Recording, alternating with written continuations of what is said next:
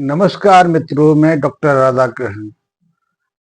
आजकल एक और समस्या बहुत तेजी से बढ़ रही है, पूरी दुनिया में बढ़ रही है, हमारे देश में भी बढ़ रही है। वो समस्या ये है कि पुरुषों के वीर्य में, सीमन में शुक्राणु की संख्या बहुत तेजी से घट रही है। ये शुक्राणु बहुत महत्वपूर्ण है। इन शुक्राणु पर ही मनुष्यता का पूरा भार समाया हुआ है। ये शुक्राणु नहीं रहेंगे तो सृजन का कार्य कैसे होगा? पुरुषों के अंदर शुक्राणु की संख्या ही नहीं घट रही है। हमारी जो माता हैं, जो फीमेल हैं, उनके जो ओवरी है उसमें अंडाणु का पूरी तरह से विकास नहीं हो पा रहा है।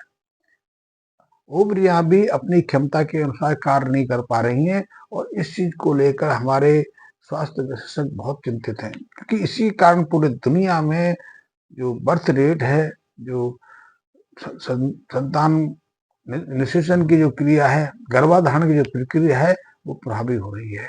बहुत सारे लोग कई तरह के तर्क इस पर देते हैं कि शोधकर्ता इसको लेकर बहुत चिंतित है और उसकी बहुत कम जानकारियां बाहर निकल के आती है। कुछ इसको खान पीन के साथ जोड़ते हैं, कुछ इसके लिए कुछ दवाओं को इसके पीछे कारण ढूंढते हैं, कुछ वातावरण के जो बदलाव हो रहे हैं उनका कारण, कुछ लोग इसके लिए कीटनाशकों का और खादों को कारण मान रहे हैं। लेकिन इसके पीछे कुछ और भी कारण, पहले कारण तो मैंने जैसे कि कई बार मैं बताता हूँ, ये कारण है कि अकारण असमय बच्चों के भावना में बदलाव आना। अब हमारे बच्चे उम्र से पहले वयस्क होने लगे।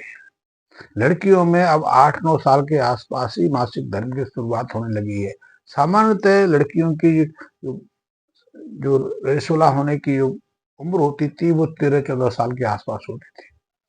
लेकिन अब अधिकांश लड़कियां 8-9 साल के आसपास ही रजस्वला होने लगी हैं और उसके पीछे एक कारण तो यही माना जाता है कि खान पीन में कुछ प्रवृत्तियां आई हैं, क्योंकि हमने मांसाहार को ज्यादा स्वीकार कर लिया है। अंडा खाना तो हमारे लिए सहज हो गया है और अंडा और मांस को तैयार करने के लिए हम बहुत सारे जो रसायन आधारित खाद्यों का प्रयोग पशुओं को कराते हैं, मुर्गियों को देते हैं।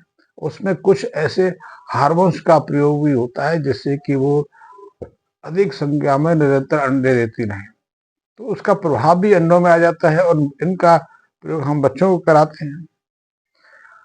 आपको जानकर आश्चर्य होगा कि हमारे जो खाद्यान्न है, चाहे बिस्किट्स हैं, नमकीन है, अचार है और बहुत सारे जो हम फास्ट फूड खाते हैं, चाहे पिज्जा है, बर्गर है,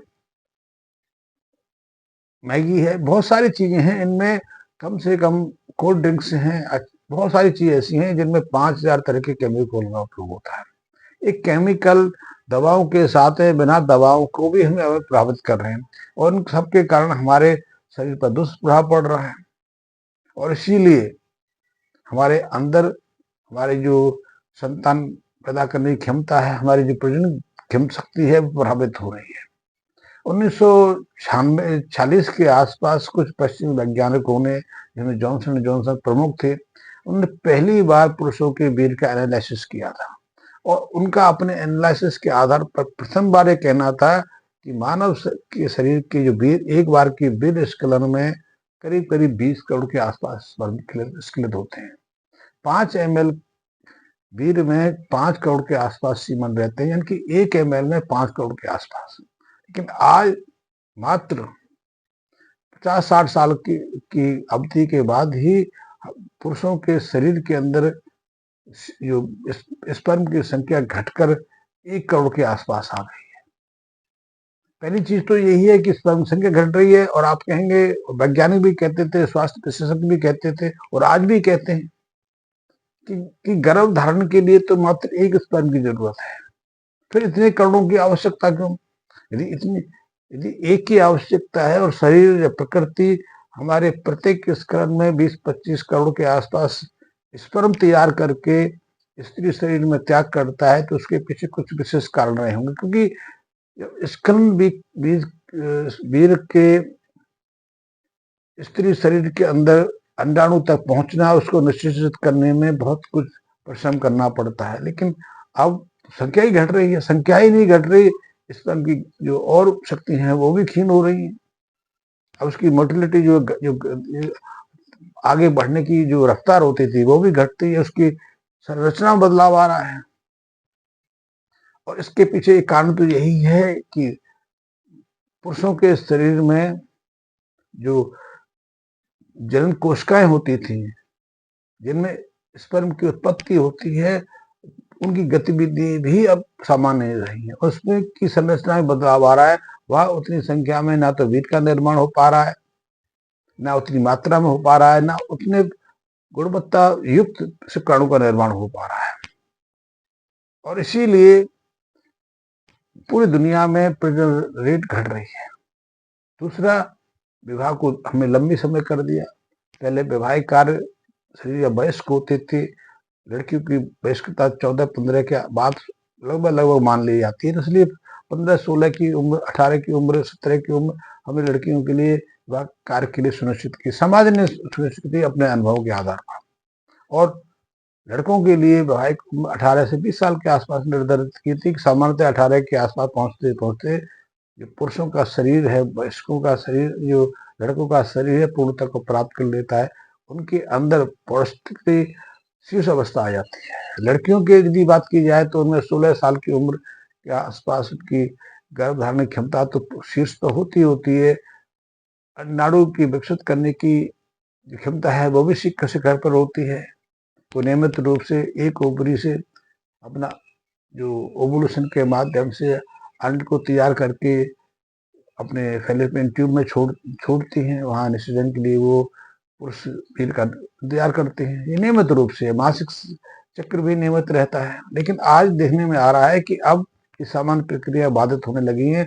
अधिकांश लड़कियों में कई विशेष कारणों से, जैसे एक कारण तो सहजता से यही मान सकते हैं, वो मानसिक रूप से सहज नहीं है, खान पीन सहज नहीं, जीवन शैली पहले जैसी नहीं है, अब नींद में भी खलल आने लगा है, सोच विचार में भी खलल, ये तो है ही है। सबसे बड़ी चीज तो है कि आज हम अपनी इच्छा के अनुसार मासिक स्राव को भी नियंत्रित करने लगे। हम जब चाहते हैं मासिक स्राव हो, जब चाहते हैं कि मासिक स्राव को अब महीने 2 महीने डिले करना है, तो हम दवाई खा लेते हैं। और वही हार्मोन्स आधारित, चाहे एस्ट्रोजन आधारित, प्रोस्ट्रोजन आधारित संयुक्त, इनसे हमारे मासिक स्राव की जो नियमित दिनचर्या प्रभावित होती है। और जब नियमित रूप से इसका प्रयोग करते हैं तो मासिक चक्र तो अनियमित होता है, हमारे शरीर में कई तरह के हार्मोन बदलाव आ जाते हैं। और जो लड़कियां, जो स्त्रियां नियमित रूप से ऐसी दवाओं का सेवन करते हैं, उनके चेहरे पर आपने देखा होगा कि बाल आना शुरू हो जाते हैं, उनकी दाढ़ी निकल आती है, मूछ निकल आती है, उनकी आवाज में कर्कशता आ जाती है। और जिन लड़कियों के शरीर में टेस्टोस्टेरोन का लेवल बढ़ जाता है, उनके अंदर पुरुषों के हाव भाव भी आ जाते हैं। इसी तरह हम लड़कों की बात करें, जो लड़के सहनशील होते हैं, इनके अंदर टेस्टोस्टेरोन का लेवल सामान्य के अपेक्षा कम होता है, और एस्ट्रोजन, प्रोस्ट्रोजन जैसे स्त्रीजनित हार्मोन्स की मात्रा थोड़ी सी ज्यादा होती है। और यदि वो ऐसे माहौल में रहें, शारीरिक श्रम से रहें, या ऐसा खान पीन करें, तो उनके अंदर स्त्रीजनित गुणों की प्रमुखता होने लगती है। ऐसे में ना तो उनके अंदर वो काम उत्तेजना आती है, यद्यपि वो सेक्स करने में कुछ हद तक सफल हो जाते हैं, लेकिन उनमें से अधिकांश ऐसे हैं जिनके वीर्य में शुक्राणु की संख्या घट जाती है। ऐसा सामान्यतः देखा गया है।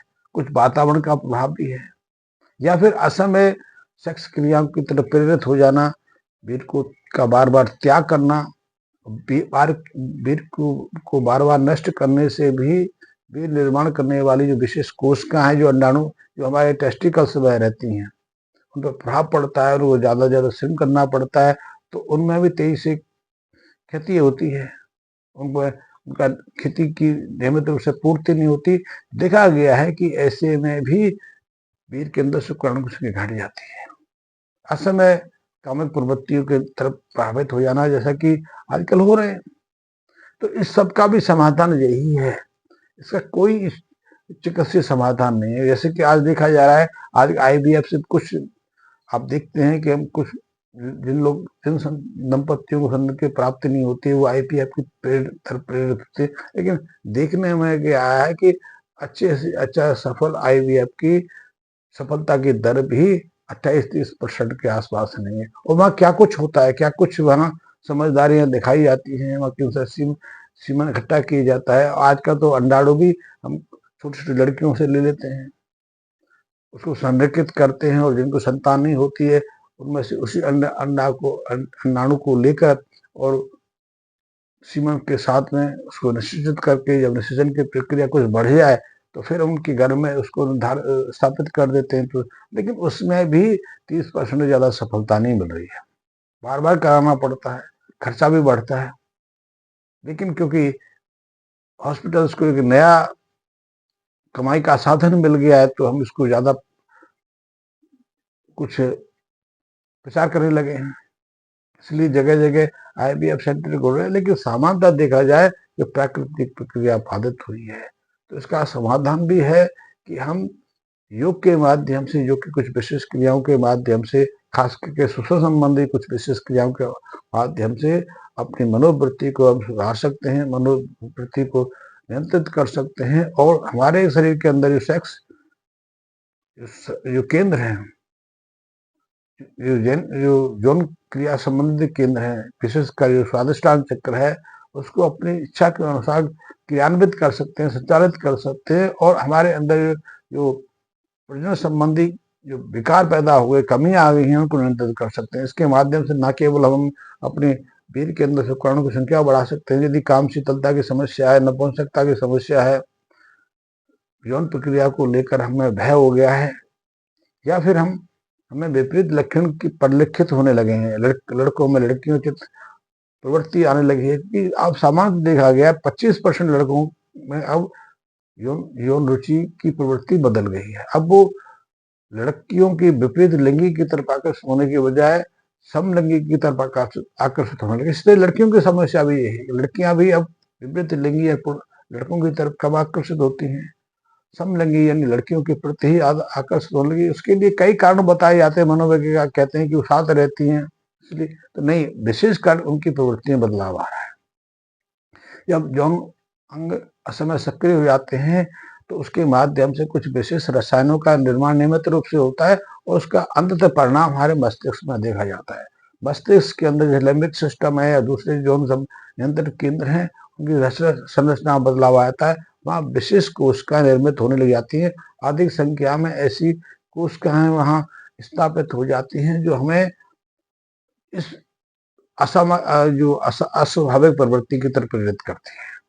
तो उसको भी नियंत्रण करने के लिए अभी तक तो चिकित्सकों ने, विशेषज्ञों ने कोई ऐसी उपचार पद्धति नहीं विकसित की है। यद्यपि अंततः वो भी शल्य क्रिया की तरफ, सर्जरी की तरफ भी जाएंगे, लेकिन इस सबको हम योग के माध्यम से, योग की विशेष क्रियाओं के माध्यम से, श्वास की क्रियाओं के माध्यम से सहजता से नियंत्रित कर सकते हैं। उसके लिए कुछ प्राणायाम क्रियाएं बहुत महत्वपूर्ण है, उनका प्रभावशाली है, उनके परिणाम भी हमें बहुत शीघ्रता से देखने लगते हैं। आप नियमित रूप से यदि इसका 3 महीने तक अभ्यास करते हैं तो अपने स्वभाव में, व्यवहार में, बर्ताव में, अपनी कार्य प्रणाली में उसका फल देख सकते हैं। हम अपनी जो कमियां हैं, अपने अंदर जो विकृतियां आ गई हैं, उनको नियंत्रित कर सकते हैं। तो ऐसी बहुत सारी चीजें हैं